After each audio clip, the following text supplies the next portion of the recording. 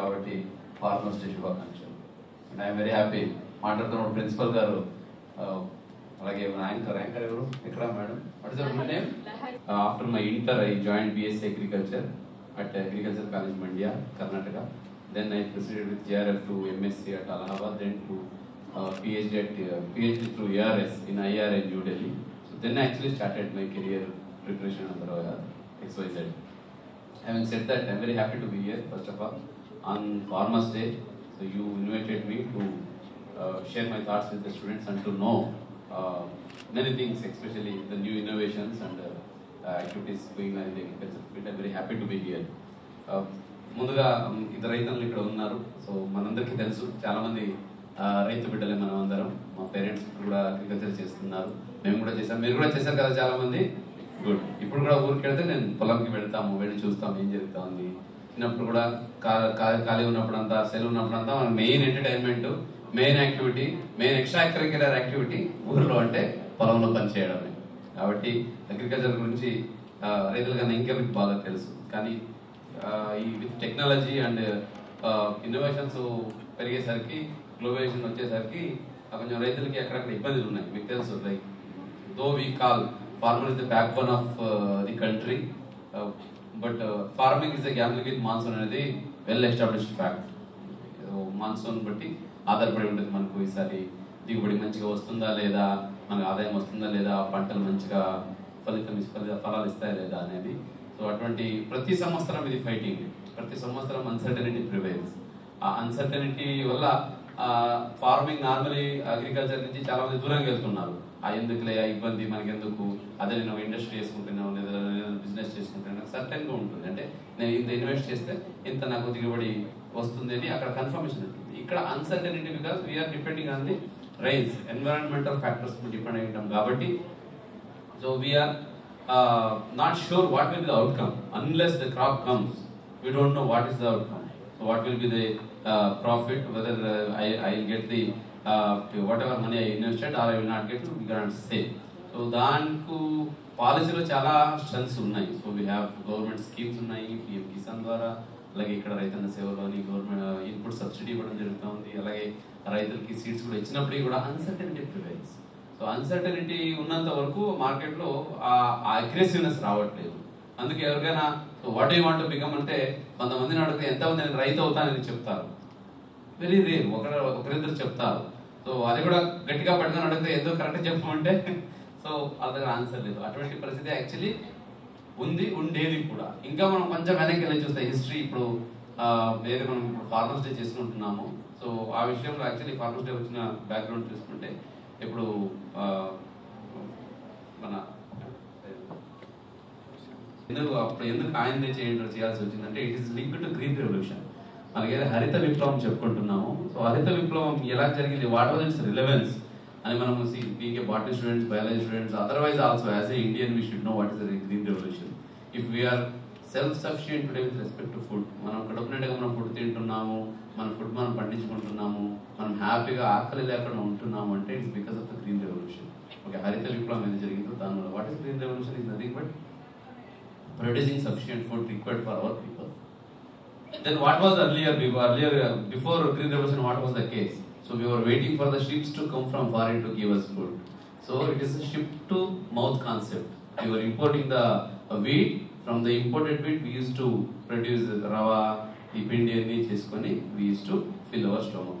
From there our scientists, our farmers, our fields and fill our nation evolved a concept called green revolution. So what happened in the green revolution is basically productivity was improved.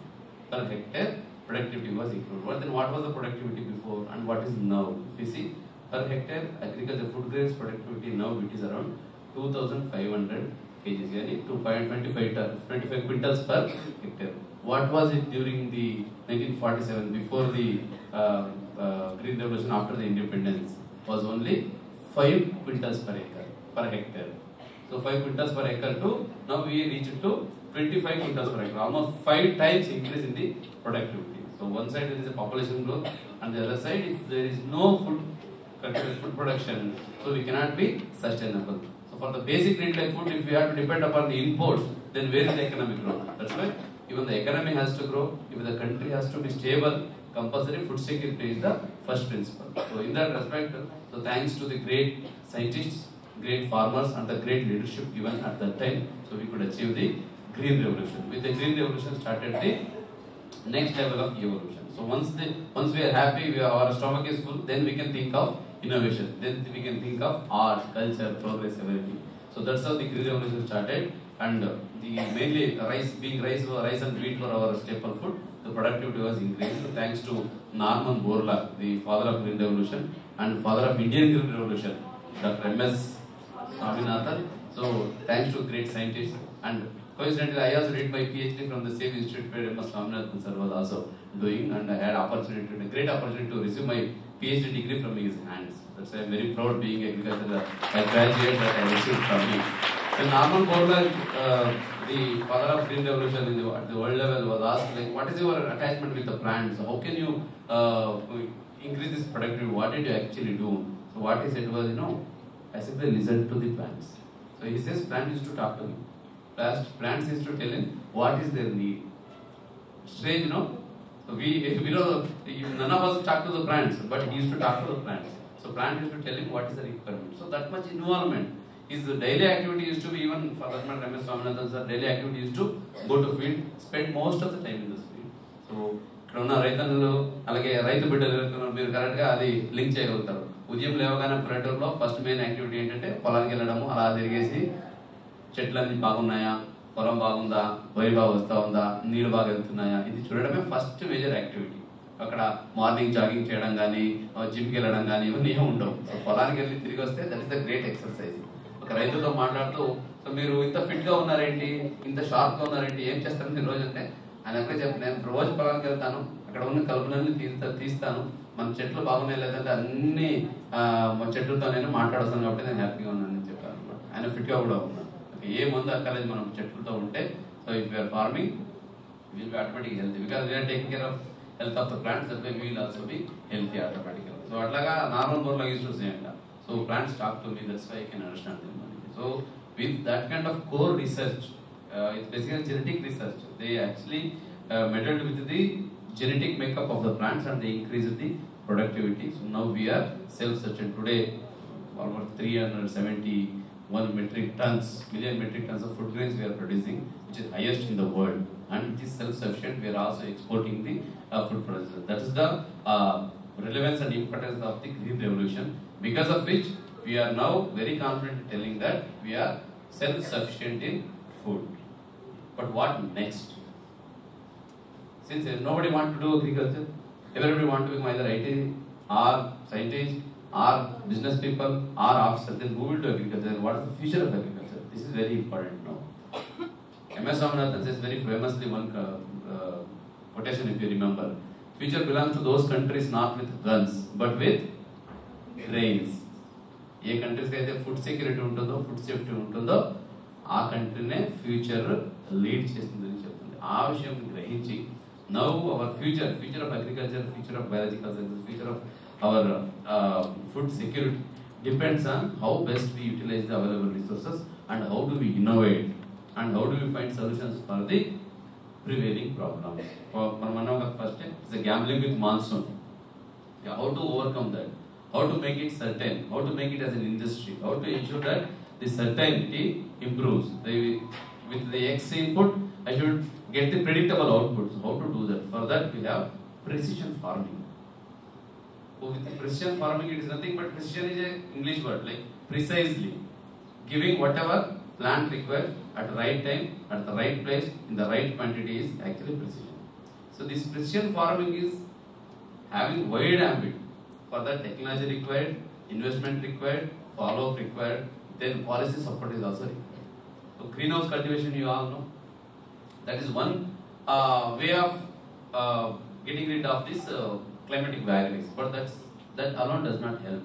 So ఇప్పుడు మనమే చూసుకుంటే ఇక్కడ మనకు urea, normally పంటలు వచ్చిందంటే urea పోసేస్తుంటాం. ఎకరానికి 2 కట్ల 3 కట్ల ఏరా సంతోషం. సో నార్మలీ సీజన్ వచ్చిందంటే urea. Now we have nano urea. So 45 kg పసలాలు ఏదైతే యూరియా ఉంటుంది బ్యాగ్, దాన్ని ఒక ½ లీటర్ లిక్విడ్ వనంగా వస్తాం. కానీ లిక్విడ్ ఎలా పెడతాం? So So for that we are using drones. But what is the drones penetration in the state and in the district country? It's very less. So నాకు 1,00,000 మంది 1,00,000 మంది ఫార్మర్స్ ఉంటే ఓన్లీ 23 డ్రోన్స్ ఉన్నాయి నాకు ఇప్పుడు జిల్లాలో. సో విత్ దట్ 23 డ్రోన్స్ ఎంతమంది రైతులకు మనం రీచ్ అవ్వగలుగుతాము. So technology is the best friend. అది కనుక మనం ప్రాపర్గా టెక్నాలజీ వాడుకుంటే ప్రాపర్గా మనము ఎఫిషియన్సీ తీసుకురావచ్చు. ఎఫిషియన్సీ ఉంటే ఆబ్వియస్గా అవుట్పుట్ బాగుంటుంది. At the same time precision farming లో one more is remote sensing. So you must be aware of the fact that satellites can tell us where is the water, where is the greenery, what plant is at what place, what is the health of the plant. Yes? So that remote sensing technology if we use in agriculture, machines will tell us, computer will tell us where you have to spray the urea, where you have to spray the pesticides, where you have to actually irrigate, where you need not irrigate. That's how we are going to save the resource and increase the precision, thereby perfection in agriculture. For that, adoption of technology is very important. Satellite is not only for defense purpose or for space research. Actually, remote sensing research, main research happened in agriculture and forestry only. To find out the forest fire, to find out the type of crops, and to find out the health of the crop.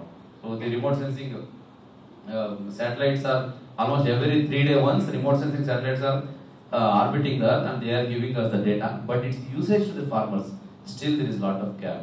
In agriculture extension, they say only 30% of the technology is actually translated into field. The rest 70% is in lab only. That's why Government of India also brought one scheme called Lab to Land program, where the innovations done in the lab should be sent to the field. Farmers should know it, but still there is a lot of gap.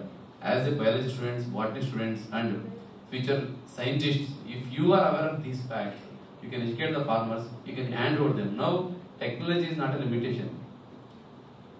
Smartphone is the game changer. Everyone, even every farmers, every students, even every citizen have smartphone in their hand. If they can use it properly, if they are given right information through that, so it's a game changer. Small example. Now in Andhra Pradesh we have farmers app. In that, based on the crop I sow, next month what I have to do, what are the operations I need to do, what are the pests are expected for my crop, we will get to know now only. They need not discuss anyone, they need not go to scientist also. So it is coming in the mobile only. So based on that, if the farmers take the precautionary measures, compulsory they can save the crop well in advance. Then when it comes to harvest stage, market intelligence will be coming in mobile only. That is the government app where they will be telling what is the market rate of maize, what will be the market rate in next month, and where you can sell it, what are the nearby agriculture market yards. This all the information is available in the smartphones. So if we properly utilize that, if we properly guide our farmers to utilize technology, no doubt we can have a bright future and the food security shall continue. Then you may ask, everywhere say what is the now the development means development of cities, construction of buildings, by conversion of agriculture to non-agricultural purpose, economic industries. Then how long we can go? Then where actually the continuation has to do? If everywhere we have cities, everywhere we have development in terms of real estate, everything. So where the agriculture comes? For that also we should have a solution. As a scientist, as a students, as a futuristic individual, you should also have a solution for that. So we have already solutions. Like one I said greenhouse. Even greenhouse also built on the land only. Okay. We have terrace gardens where upon the roofs we can conduct. We have hydroponics. Hydroponics experiment botany. Chestunara? Yes, sir. Hydroponics. We need not have soil. We have coir pit as a growth medium. Yes. So otherwise పల్లెటూరులో మనం కాయ పెట్టి అది కొబ్బరి పిచ్చులు ఉంటాయి కదా పడేస్తుంటాం, ఎరువులు అయిపోతాయంటే దాన్ని ప్రాపర్గా మనము వాడుకుంటే that become a growth medium. So where there is a will there will be a way. If we are oriented to find the solution will come. Problem, if we focus on the problem will prevail. If we focus on the solution will be revealed. That's why as a students, as individuals, we should be focusing more about finding solutions for the prevailing problem, so that future should become easy. That's not only helping you, but helping the society, helping the farmers, helping to solve the long-standing problems, which is the essence of the day. On this Farmers' Day, let us all pledge together, take a dedication that we will think towards solution to solve the problems faced by the millions of farmers across the state and across the country, and we will become ambassador for the solutions, and we will be torchbearer for the society to ensure that food safety, security is ensured, so that country should lead its grand path towards the progress, Viksit Bharat and Swarnandhra అని చెప్తూ ఈ సందర్భంగా మీరందరూ ముఖ్యంగా అందరూ future scientist అవ్వాలని కోరుకుంటూ, సైంటిస్ట్తో పాటు మీకు ఏది కావాలో అది అవ్వండి, ఐఏఎస్ అవ్వండి, ఐపీఎస్లు అవ్వండి, సైంటిస్టులు అవ్వండి, మంచి రైతులు అవ్వండి. రైతులు అంటే ఇక్కడ నేను చెప్పాను కదా, ఇప్పుడు ఆ స్మార్ట్ అగ్రికల్చర్ ఏదైతే ఉన్న క్రిస్టియన్ అగ్రికల్చర్ అలా చేస్తే రైతు అంటే ఏదో మాసిన బట్టలు వేసుకొని ఉదయం లేచేసి పొలానికి వెళ్ళి మట్టితో పనిచేసేవాడు కాదు. రైతు కూడా సూటు కోటు వేసుకొని గ్లాస్ వేసుకొని కంప్యూటర్ ముందు కూర్చొని ఆయన పొలాన్ని స్క్రీన్ మీద చూసుకుంటూ అచ్చా ఈ పొలానికి అక్కడ నీళ్లు తగ్గింది అని ఇక్కడ బటన్ నొక్కితే అక్కడ ఆటోమేటిక్గా మైక్రో ఇరిగేషన్ ఆన్ అవుతుంది. అదే స్క్రీన్ మీద చూసుకొని ఓకే ఇక్కడ పెస్ట్ వస్తుంది అని నాకు ఇండికేషన్ ఉంది అని ఇక్కడ బటన్ నొక్కితే డ్రోన్ వెళ్ళిపోయి పెస్టిసైడ్ చేసేసి వచ్చి డ్రోన్ కూర్చుంటుంది. అట్లాగే ఇక్కడ క్రాప్ వచ్చేసింది హార్వెస్ట్ చేయాలంటే నొక్కితే రోబోటిక్ హార్వెస్టింగ్ మిషన్ వెళ్ళి హార్వెస్ట్ చేసి సంచులు తీసుకొచ్చి లారీలో పడేస్తుంది. అక్కడ ఆయన ఒక బటన్ నొక్కి ఫోన్ చేసి చెప్తే డ్రైవర్ తీసుకెళ్లి మార్కెట్లో పడేస్తారు, అమౌంట్ ఆయన అకౌంట్లో పడుతుంది. ఫీల్డ్కి వెళ్ళి మట్టిలో దిగి పని చేయాలా లేదా అలాగే కొంచెం చేసుకోవచ్చా కదా. So that is the future of farming. Farmer అంటే ఒక బర్డన్ కాదు. ఫార్మింగ్ అంటే ఫార్మర్ అంతే మట్టిలో లేదా మాసం పట్టలేసి తిరిగాడు కాదు. Is a proper business man, proper IT experts. Is the one actually who is the aggregator of all the technology. అది స్పేస్ టెక్నాలజీ కావచ్చు, ఐటీ కావచ్చు, ఇక్కడ రిమోట్ సెన్సింగ్ కావచ్చు, డ్రోన్ కావచ్చు, మార్కెట్ కావచ్చు, whatever it is, finally aggregate చేసేది ఎవరు? Farmer. Is the real business man, is the MBA graduate అని సందర్భంగా తెలియజేసుకుంటూ అటువంటి ఫ్యూచర్ ని మనం అందరూ కలగంటే, అటువంటి ఫ్యూచర్ కి మనం అందరూ కృషి చేస్తే కంపల్సరీ సాధ్యమవుతుంది. ఎందుకంటే ఏమీ లేనప్పటి నుంచి మనం గ్రీన్ రెవల్యూషన్ తీసుకొచ్చినాం కాబట్టి, సో ఇప్పుడు ఇక్కడి నుంచి మనం ఆలోచిస్తే ముందుకి కంపల్సరీగా ఫ్యూచర్ బాగుంటుంది తెలియజేసుకుంటూ, మన రాష్ట్రంలో చాలా మంది పిల్లలు మీరు ఆర్గానిక్ ఫార్మింగ్ చేస్తున్నారని ఇప్పుడే మేడం చెప్పారు. We are also leader in the organic farming. Chemical fertilisers ఎక్కువ అయిపోయి పంజాబ్ లో భూమిలో ఏం సారం లేకుండా పోయింది. అందుకే అది త్వరగానే గ్రహించి Vijay Kumar sir IAS retired, ఆయన పట్టుదలతో అలాగే సీఎం గారు మంచి సపోర్ట్ తో ఈరోజు దేశంలోనే కాకుండా ప్రపంచంలోనే ఆంధ్రప్రదేశ్ ఆర్గానిక్ ఫార్మింగ్ లో టాప్ లో ఉంది. నా జిల్లాలో దాదాపు 24,000 మంది రైతులు 40,000 ఎకరాల్లో ఆర్గానిక్ ఫార్మింగ్ చేస్తున్నారు. దానికి మంచి మార్కెట్ కూడా ఉంది, దానికి మంచి హెల్తీగా ఉంటుంది అండ్ ఈడ్ కూడా పెడతాం. ఇంకా పిహెచ్డి అని జస్ట్ ఐ స్కిప్ టాపిక్. పిహెచ్డిలో నా టాపిక్ కూడా ఆర్గానిక్ ఫార్మింగ్. ఎందుకు వచ్చిందంటే ఫస్ట్ క్వశ్చన్ ఆర్గానిక్ ఫార్మింగ్ అనగానే అందరికీ వచ్చేది వెదర్ ఇస్ ఇట్ వ్యాలిడ్, ఏమైనా సైంటిఫిక్ ప్రూఫ్ ఉందా, మీరు ఎలా చెప్తారు? యాక్చువల్లీ ఆర్గానిక్ ఫార్మింగ్ చేస్తే దిగుబడి తగ్గిపోతుంది, క్వాలిటీ కూడా ఎక్కడ ఉంటుందని ఏం లేదు అన్నారు. ఎప్పుడు 2007లో నేను పిహెచ్ స్టార్ట్ చేసినప్పుడు. అందుకే నా గైడింగ్ నేను అదే చెప్పాను, వెళ్ళి సార్ ఇంతమంది అంటున్నారు కదా, let us do a research. Really, if there is no truth, let us say there is no truth. If there is a truth, let us tell to the world. ఇది scientific కూడా prove చేసి చెప్తామని that was the first research on organic farming towards scientific molecular లెవెల్లో establish చేయడానికి చేసిన first research. అప్పుడు నా HOD ఒప్పుకున్నారు. డైరెక్టర్ దగ్గరికి వెళ్ళి చెప్తే ఇది ఎందుకు చేస్తున్నారంటే ఇది ఉపయోగం లేదు, నోబడి విల్ ఆనర్ దిస్, ఇది ఉపయోగం లేదు, చేసిన అవసరం లేదన్నారు. అయినా కూడా థ్యాంక్స్ టు మై హెచ్ఓడి, పర్లేదు నువ్వు చెయ్యి, అది ఏమన్నారు అని research outcome, let us take risk అని చెప్పి చేసాము. దాంతో నేను మెయిన్ చేసింది ఏంటంటే సోయాబీన్ ని organic farming versus traditional farming grow చేశాము. Controlled was the normal traditional farming. Organic farming అంటే విత్ కాంపోస్ట్ అండ్ నేను చెప్తున్నాను కదా జీవామృతం, బీజామృతం ఇదన్నీ వేసింది ట్రీట్మెంట్ చేసి ఎక్స్టాబ్లిష్ చేసి మనము రిజల్ట్ అనలిస్ట్ చేసాం. రిజల్ట్ ఏం చేసామంటే ఈల్డ్తో పాటు biochemical parameters SOD then ABI ఇవన్నీ అనలిస్ట్ చేసాం అనమాట. దాంట్లో ఉన్న న్యూట్రియంట్స్ లెవెల్ ఇవన్నీ చేస్తే ఎక్కడైతే మనం ఆర్గానిక్ ఫార్ములా తీసుకున్నాం అక్కడ మనకు స్ట్రెస్ హార్మోన్స్ కనిపించాయి. మెయిన్లీ ఎస్ఓడి అనుకున్నాను. SOD level was little elevated. So అది ఏంటి ఎట్లా అనేది నెక్స్ట్ నేను చేయిస్తానని మనం సార్ చెప్పారు. So there was a proper molecular level evidence saying that organic farming, organically cultivated crops are better than the traditional crop. Same thing నా ఇప్పుడు ఏదైతే ఆర్గానిక్ మిషన్ ఏదైతే స్టేట్ లో జరుగుతుందో దాంట్లో విజయ్ కుమార్ సార్ మొన్నే ఒక ఫ్యాక్ట్ ఇచ్చారు, డేటా ఇచ్చారు నాకు. అదేమైతే మన ఇది వరదలు వచ్చినప్పుడు తుఫాన్ వచ్చినప్పుడు వరి పడిపోతుంది కదా, పడిపోయినప్పుడు మన ఏదైతే ఆర్గానిక్ ఫార్మింగ్ చేస్తున్నారు నేచురల్ ఫార్మింగ్ అవి ఎక్కువ పడిపోలేదు, పర్సెంటేజ్ వెరీ లెస్. వెరాజ్ నార్మల్ గా చేసింది ఎక్కువ పడిపోయింది. ఏమని మనం అనలైజ్ చేసి చూస్తే సెల్ స్ట్రక్చర్, ఆ సెల్ లో స్ట్రెంత్ ఏదైతే ఉందో అది నేచురల్ గా చేసిన దాంట్లో ఎక్కువ ఉంది thickness.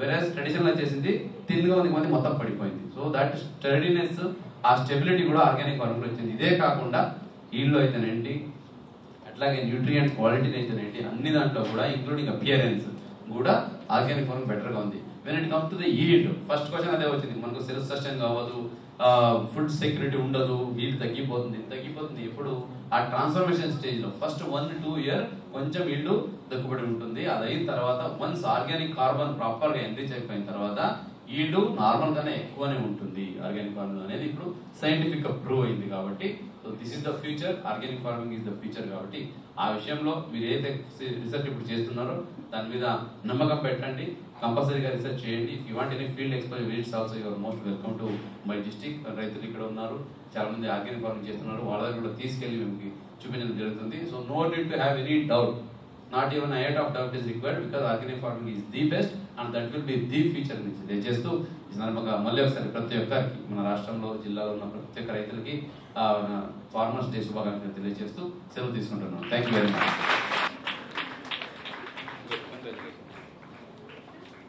Second prize, Kirtan. Next, going to essay writing of SDMSMK. There is a consolation prize of T. Susanna of SDMSMK.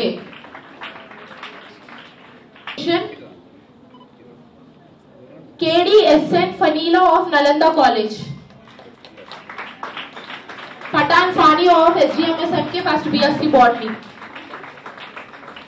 Third prize A. Lahari Reddy of 3rd BSc Botany. National farmers day సెలబ్రేషన్లో భాగంగా సిద్ధార్థ మహిళా కాలేజీలో ఫార్మర్స్కి సన్మాన కార్యక్రమము పెట్టుకోవడం జరిగింది. దాంట్లో భాగంగా ఇక్కడ వచ్చి పిల్లలు కాంపిటీషన్స్లో వాళ్ళ అగ్రికల్చర్ గురించి, నేచురల్ ఫార్మింగ్ గురించి ఎంతో ఉత్సాహంగా చేసిన ఆటల పోటీలు, అట్లాగే డ్రాయింగ్స్, ఎక్స్టెంపర్స్ గురించి చూడడం జరిగింది నేషనల్ ఫార్మర్స్ డే రోజున. సో ఇట్ ఈస్ మన రైతులు పడుతున్న కష్టాలు, అలాగే ఫుడ్ సెక్యూరిటీ గురించి, మన ఫ్యూచర్ గురించి చర్చించుకోవాల్సిన రోజు ఈరోజు. సో ఈరోజు ఈ సందర్భంగా ఆంధ్రప్రదేశ్లో అలాగే మన ఎన్టీఆర్ జిల్లాలో ఎంతోమంది లక్షలాది మంది రైతులు వాళ్ళు కష్టపడి మనకు పంపిస్తున్న ఈ ఫుడ్ గ్రెయిన్స్, అలాగే మన ఆహార ధాన్యాలు అయితే ఉన్నాయో వీళ్ళందరికీ ఒకసారి థ్యాంక్స్ చెప్పుకుంటూ ఫార్మింగ్, అగ్రికల్చర్లో main organic farming, natural farming అయితే ఉందో దీన్ని అత్యంత ఎక్కువగా చేసి మనము ఒక హెల్తీ ఎన్విరాన్మెంట్, అట్లాగే హెల్తీ ఫుడ్ తినే దశలో మనము అడుగులు వేయాలని కోరుకుంటూ, అలాగే స్వర్ణాంధ్ర, అలాగే వికసిత భారత్ సాధనలో అగ్రికల్చర్ ప్రొడక్టివిటీ, అలాగే అగ్రికల్చర్ సపోర్ట్ ఎంతో ఇంపార్టెంట్ అనే సందర్భంగా తెలియజేసుకుంటూ ప్రతి ఒక్కరికి నేషనల్ ఫార్మర్స్ డే శుభాకాంక్షలు తెలియజేస్తున్నాను.